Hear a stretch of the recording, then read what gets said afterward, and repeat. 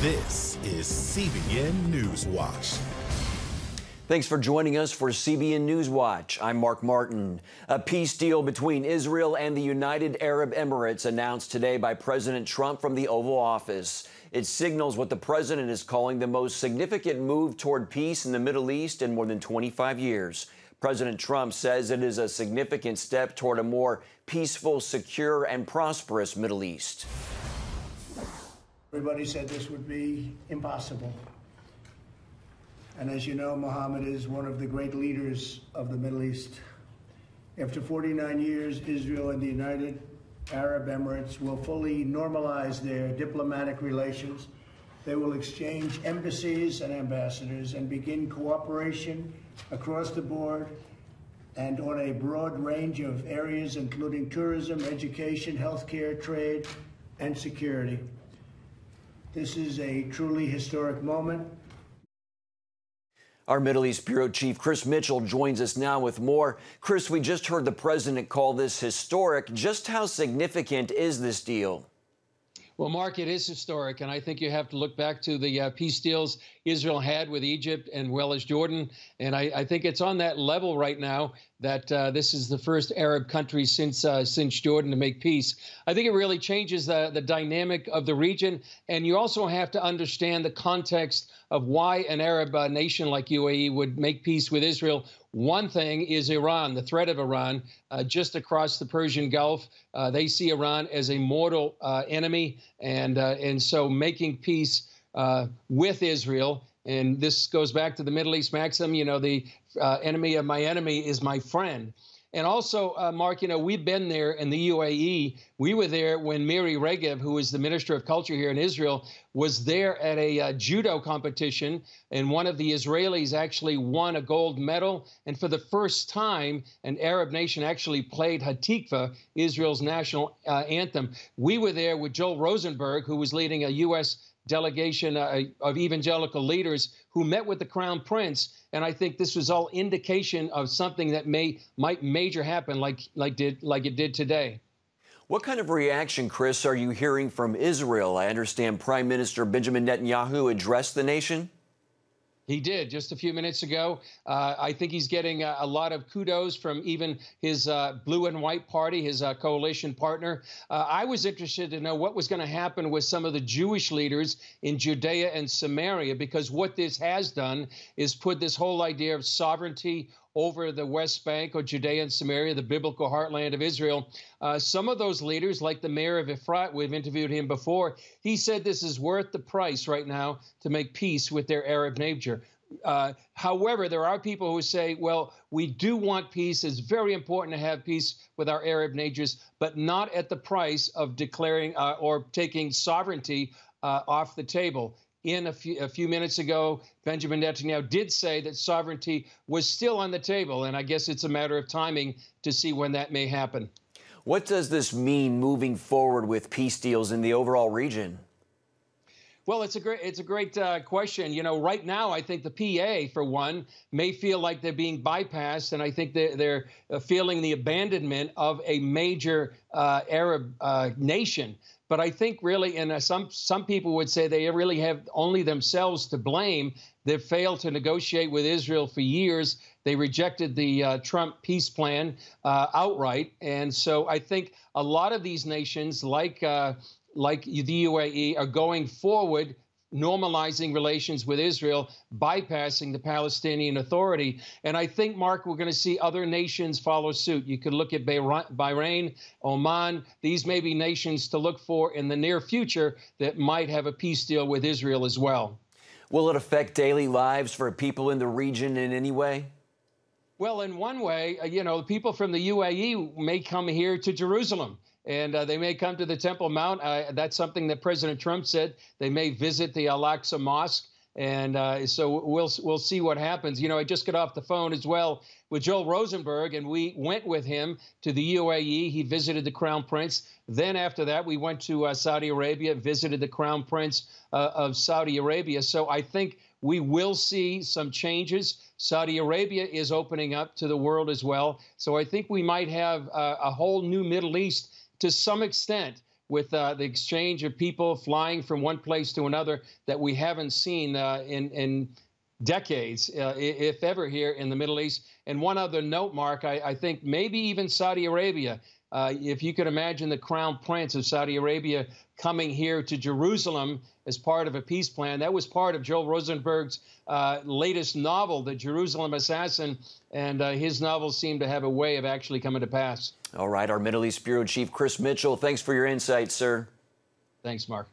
In other news, one well-known California church and its pastor is taking a stand for religious freedom and taking the state of California and the county of Los Angeles to court. The lawsuit filed in the state Superior Court is on behalf of Pastor John McArthur and Grace Community Church. It claims the state's pandemic regulations are unconstitutional and unfairly enforced, with churches being treated differently. It states the American people have begun to see that they are being cheated by their own government, and they have witnessed how the onerous restrictions imposed on them by public officials to allegedly fight the COVID-19 pandemic simply do not apply to certain favored groups. Pastor McArthur told CBN News Faith Nation he and his church couldn't sit by and watch this happen to their church and the body of Christ. Well, what's at stake, first of all, is the reality that Christ is the head of the church. Is this anything new? Don't we as believers make heroes out of people who stood against tyrants throughout church history? This started in the book of Acts when they told the apostles not to preach. And the apostles said, you judge whether we obey God or men. That should be obvious to you. So this is nothing new for the church. It's new in our country. Faithful churches, faithful pastors have always realized Jesus Christ is Lord and head of his church. We follow him. Wonderfully, the Constitution allows us that privilege and demands that our leaders protect that privilege. Jenna Ellis is special counsel on the case, and she joins us now. Welcome, Jenna. Thank you so much for having me. How significant is it that a church like Grace Community and Pastor McArthur are bringing this suit? I think it's very significant, and it's finally a bold church leader taking a stand and being on the side of the U.S. Constitution and also the state of California's Constitution, which protect and preserve freedom of speech, freedom of assembly, and free exercise of religion. And so to stand up and say, sorry, California, you don't have the power to infringe upon religious liberty in this manner. You're not only have arbitrary and capricious mandates and regulations, but they're specifically targeting churches, that they aren't targeting other groups in the same way. So, for example, the state of California allowed a lot of the riots in the wake of the George Floyd protests, and they didn't do anything to stop or even regulate those protests. And yet they're going to require a church to close its doors. So we are asking the state of California, and specifically Los Angeles County, to have to answer for why they are targeting Grace Community Church. Why is winning this case so important in the culture wars of today? It's so important because we live in a society still here in America that our founding fathers recognized that the rights that we have are fundamental, they are God-given, and that's unique throughout world history. And our Constitution obligates our government to preserve and protect those rights. And so to stand up for religious liberty and to make sure that the government knows that it is obligated to preserve and protect those rights is extremely critical. And so some people who have criticized Pastor McArthur and said, why are you drawing the line here? Well, I would give them the analogy of like, a burning building. You don't wait until the entire thing is engulfed in flames. You put out the fires where they begin so that you can make sure to preserve the integrity of the entire structure. That's what we're doing here with preserving the integrity of the structure of our American government. Jenna, what's next with the case, and what do you see happening moving forward as churches fight for their freedom to worship amid all these regulations? Well, we are hoping that the judge and the court will side with us and recognize the constitutionally protected rights of churches to enjoy the freedom of worship and the free exercise of religion. But just earlier today, LA County, through their private counsel, sent us a notice that the county is going to try to go to court tomorrow morning to get a temporary restraining order against Pastor McArthur and the church from opening their service to indoor worship or even outside worship unless they comply with these ridiculous onerous onerous restrictions. So we're going to be fighting that battle as well. And it's my hope that we will prevail and that the judicial branch will recognize the rights that are fundamental to the church. Okay, Jenna Ellis, special counsel on this case. Thanks for your time, Jenna. Thanks so much, Mark. Former NFL running back Herschel Walker is expressing his disagreement with the restrictions on worship gatherings. The Heisman Trophy winner tweeted, "We keep hearing the importance of freedom of speech, but let's not forget we have freedom of religion. Never give up our right to worship. If we can protest, we can get back to church." The tweet was seen by more than 10,000 people. Some agreed with Walker, while others said you don't have to gather inside a church building to worship. A rare windstorm pounded a wide area of Iowa this week. The storm is known as a derecho, and it pummeled the Midwest with straight-line winds of up to 100 miles per hour. The storm damaged buildings, as you see there, downed trees, and flattened cornfields, turning what was appearing to be record corn crop into deep losses for many farmers. Farms in Illinois and Indiana, also sustained crop and property damage, but Iowa took the worst hit. Presidential hopeful Joe Biden raised $26 million 24 hours after he named Senator Kamala Harris as his running mate. That's double his previous one-day record. The Biden-Harris campaign hopes that signals the start of a prolific fundraising push in the final stretch before Election Day. Democrats are close to matching the $300 million cash stockpile President Donald Trump and Republicans reported in July. Harris joined Biden in Delaware Wednesday for their first fundraiser together as running mates. She wasted no time in taking the fight directly to Donald Trump. This is what happens when we elect a guy who just isn't up for the job. Our country ends up in tatters. The campaign has an aggressive schedule of online fundraisers planned for Harris since large in-person events are out of the question due to the pandemic. Coming up, what Latino churches and pastors are doing to help their members who are among those dealing with COVID-19. We'll be right back. Introducing the CBN Bible from CBN.com. Now, an easier way to study the Bible and grow in your faith.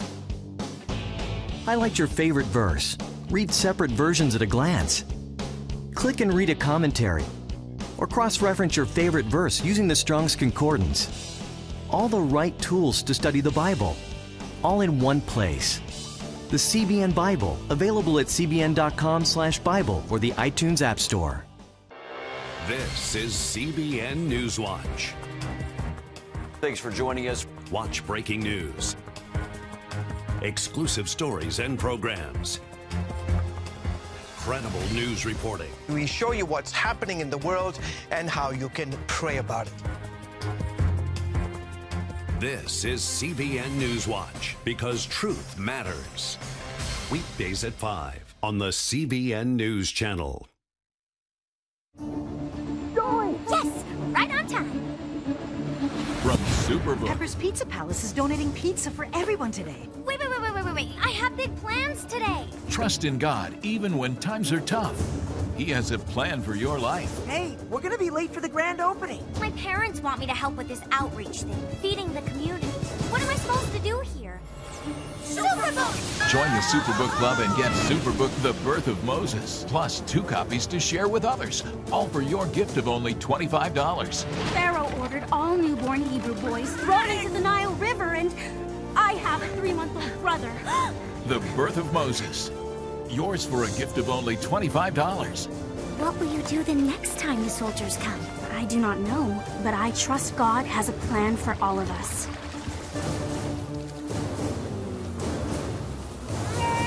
Superbook Club members, free streaming for seasons 1, 2, and 3 is now available.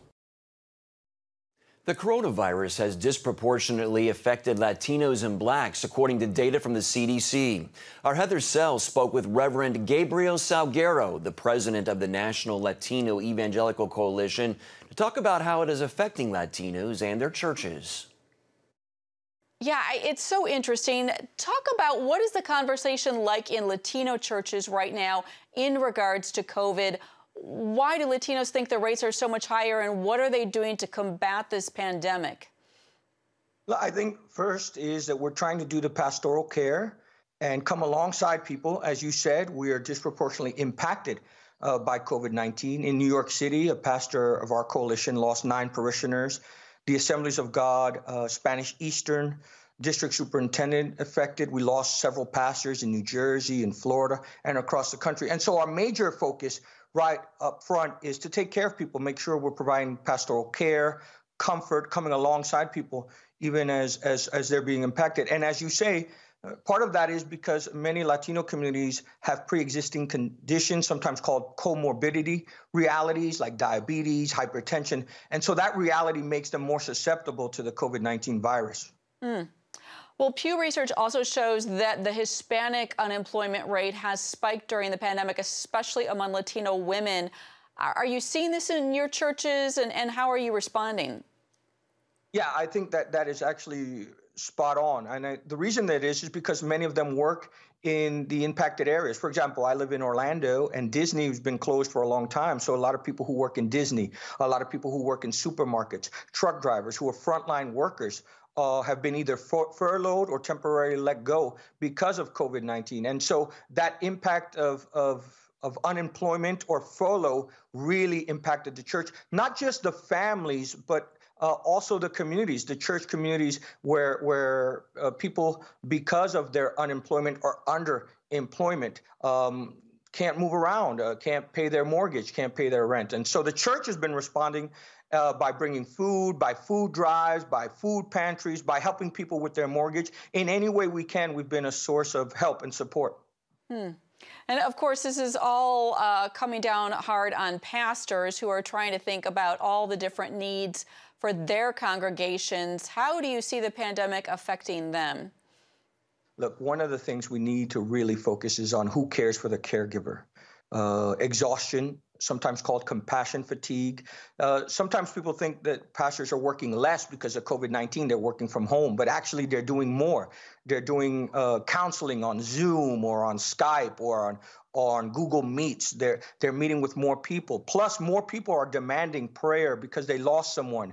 I myself had to officiate a virtual funeral, or had to go to a funeral where only 10 people can go. And so what we need to focus is on making sure pastors are rested, making sure those caregivers, those deacons come alongside. So it's a community-wide response to COVID-19, not just the pastor.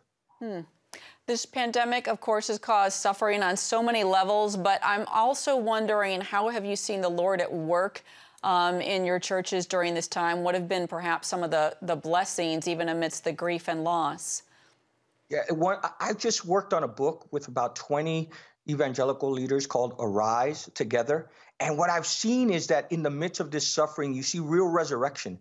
People stepping forward, helping their neighbors. I've seen the church be more on the front lines with feeding, more on the front lines with helping healthcare workers, truck drivers, more on the front lines, especially with the elderly, shopping for them, having young people come and bring their groceries in safe ways. And so the church has been the church. And if anything, I think we may see a revival after this whole COVID-19 dies. The church may surprise us, and we may come out stronger, if that's possible, than even when we went in.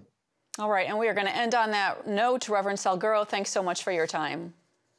Thank you.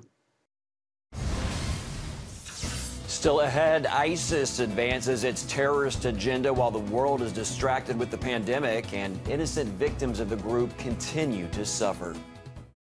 When I came to Regent University, it's like the world opened up. I felt like I needed to advance my career and go back to school. Regent was a perfect fit for me. The Regent professors are world class. You are equipped. The focus of the faculty is on each individual student, whether it's online or in person. You become a part of Regent's family. You carry with you not just the content and the knowledge, but the confidence to understand that we can be significant in the world. Regent University. Follow your path. Nigerian Christians are Christians in Iran are routinely arrested. Happily, Christians continue to suffer. In times of trial and affliction, you need to know the truth. One of the fastest growing Christian populations in the world. Join Wendy Griffith and George Thomas for Christian World News. Young people are the ones who are open to the gospel. Powerful stories of suffering and hope that affect all Christians. Watch Christian World News, Saturday at 5 p.m. Get Protect Your Sleep and discover how to improve the quality of your life. A free DVD or booklet from the Christian Broadcasting Network. If you're not a great sleeper, you can do things to make yourself a great sleeper. If you're already a pretty good sleeper, you can enhance your sleep and be even better. 5 leading experts help remove the obstacles between you and restorative sleep. When you don't get a restful night's sleep, you wake up with an accumulation of stress. Call 1-800-700-7000 or go to CBN.com to get your free DVD or booklet today. Everything you do better with a good night's sleep. You'll discover how food affects your sleep, how to put insomnia to rest, explore effective remedies for sleep apnea, and much more in Protect Your Sleep. Wake up to your best life and get Protect Your Sleep today. Call 1-800-700-7000 or go to CBN.com to get your free DVD or booklet. ISIS is making a comeback. The U.S. commander for the Middle East says the Islamic terror group is trying to establish a base of operation in western Syria. Marine General Kenneth McKenzie also says that the massive refugee camp that's holding families of former Islamic State fighters is turning into a breeding ground for future terrorists. McKenzie warned that unless there's a viable de-radicalization plan, the United States and its allies will be fighting the children of ISIS on the battlefield in 10 to 15 years. And CBN senior international correspondent George Thomas is here now with more on the terror group's ongoing threats. Welcome, George. Thank you, sir. Appreciate it. This issue of radicalization, it's a vital one, right? It is, absolutely. I mean, if you've got 300,000 plus people cramped in these refugee camps in the middle of the desert, they don't have access to education, they're not reading, they're not learning how to, spell, do math, do science, all of these things, and then they become a breeding ground for adults who want to imbue them with this, extreme form of radical Islam. And as General McKenzie said, in 10, 15 years, we're going to be dealing with them on the battlefield. Why? Because, they've lost mums and dads. They've seen, the loved ones shot in front of them. They've seen the trauma. They've experienced the trauma of a brutal war, whether in Iraq or Afghanistan or Syria. So this is the reality that, the United States, other NGOs, the faith-based community, they have to work in rehabilitating these young men and women who have really, in many ways, been caught in the crossfire, innocent victims as a result of the jihadist message that's been going across the Middle East. And George, Syria, their government, what are they doing to crack down on ISIS in the western part of the country? So typically, the western part of Syria has typically been under the control of Bashar al-Assad of Syria, the president of Syria. The north and the eastern part, there are, it's been sort of an alliance of U.S.-backed Syrian democratic forces. But what General McKenzie said this week was that the western part of Syria, there is evidence that ISIS elements are beginning to recruit, they're beginning to train, they know that they're active there, and the Syrian regime is not necessarily going after them at this point, maybe down the road. Now, keep in mind, these are all, the sort of alphabet soup of terrorist organizations were all up against going after the Bashar al-Assad regime. They did not fail. Assad came after them brutally. And so this is an ongoing battle I think we're going to see for quite some time down the road. ISIS did lose territory in Iraq and Syria, but do they still have influence of any sort? Yeah, I mean, they don't have the territory, Mark, like they used to before. Clearly, they have been pushed out of Syria and Iraq. But interestingly enough, today the Justice Department said that groups like ISIS, Al-Qaeda, and the military wing of Hamas they uncovered millions of dollars in cryptocurrencies. It's clear, it's not a surprise that today the terrorist alphabet soup of organizations are very tech savvy. They're on Facebook, Instagram, Telegram, all these various social media platforms. They're using the social media platforms to recruit, to fund, and to carry out attacks. And in fact, today the Justice Department said they're going to take those millions of dollars and use it to help give money to those who have been victims of Islamic terror attacks around the world. And quickly, George, we had to have less than a minute. The top U.S. commander for Africa had a warning about Islamic terror groups on the continent. What did he say? Yeah, absolutely. He said this week that because ISIS, Al-Qaeda, they've been, specifically ISIS, pushed out of Syria and Iraq today,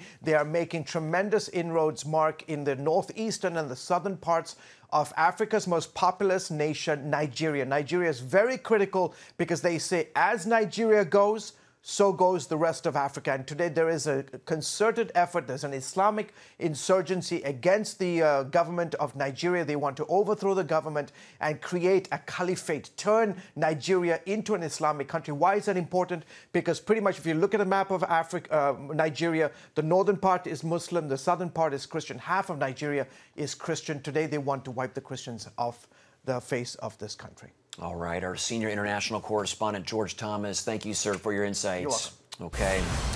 A reminder of who is in control when social media sounds off, why a superstar says she's grateful God did not cancel her. Christians around the world are standing with the Israelis. But why?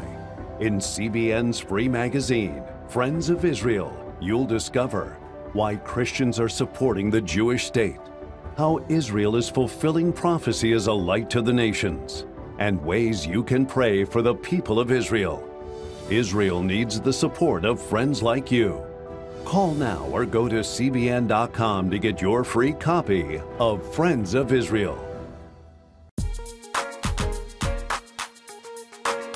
Heavenly Father, we do thank you for the work of your Spirit, Lord God, with this movement of getting the Bible, Lord, into public schools.